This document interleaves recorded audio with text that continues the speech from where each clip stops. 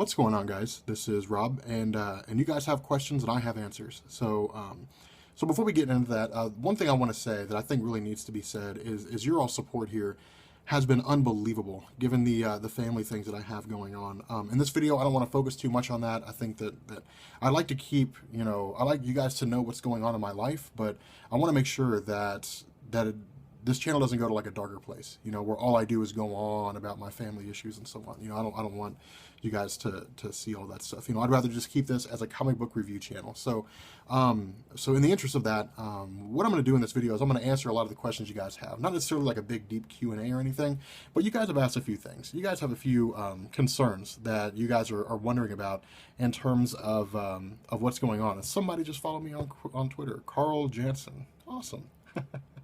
But thank you, Carl. You're awesome. But yeah, so one of the questions you guys have is, why are the Age of Ultron videos so short? Why are they so much shorter than the other videos that I've done?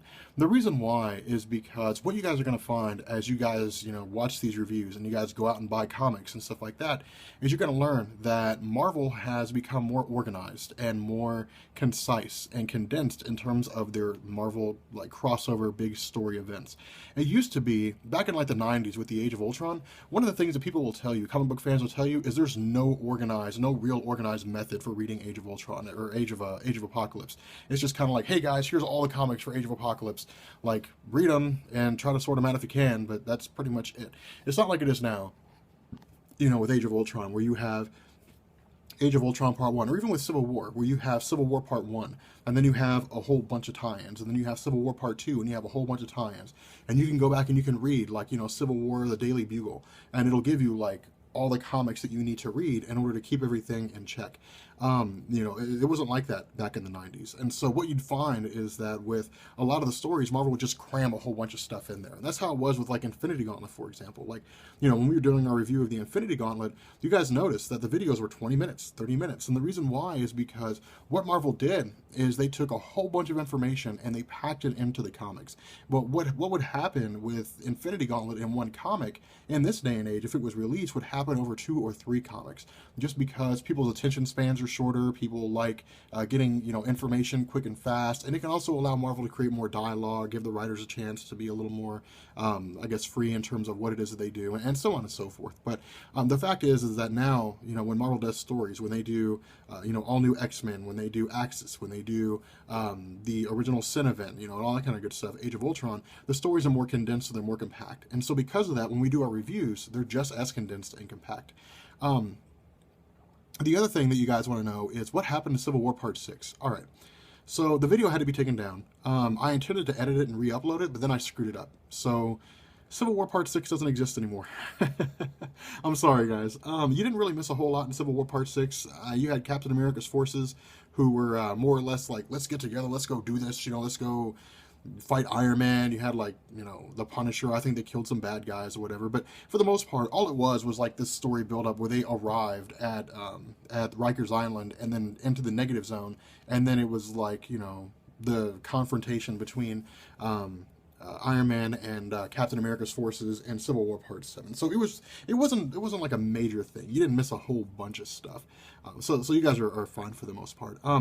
One of the other questions that I get is what happened? Like, why is it in Age of Ultron that the death of Hank Pym caused like such a terrible future? Like, Hank Pym's not important. Hank Pym didn't matter.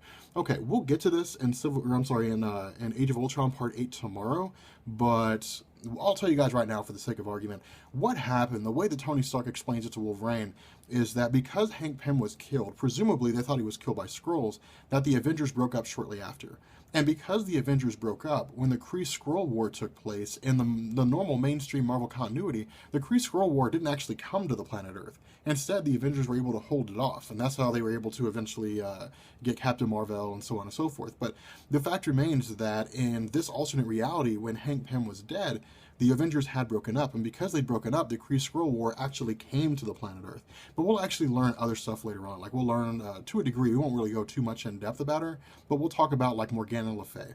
And Morgana Le Fay is a really, really cool character. She's a cool villain. She's not, like, a huge villain. She's not on par with, like, Ultron or Apocalypse or Magneto or anything like that. She was largely a villain of Doctor Doom, Spider-Woman, the Defenders, I think, for a little while.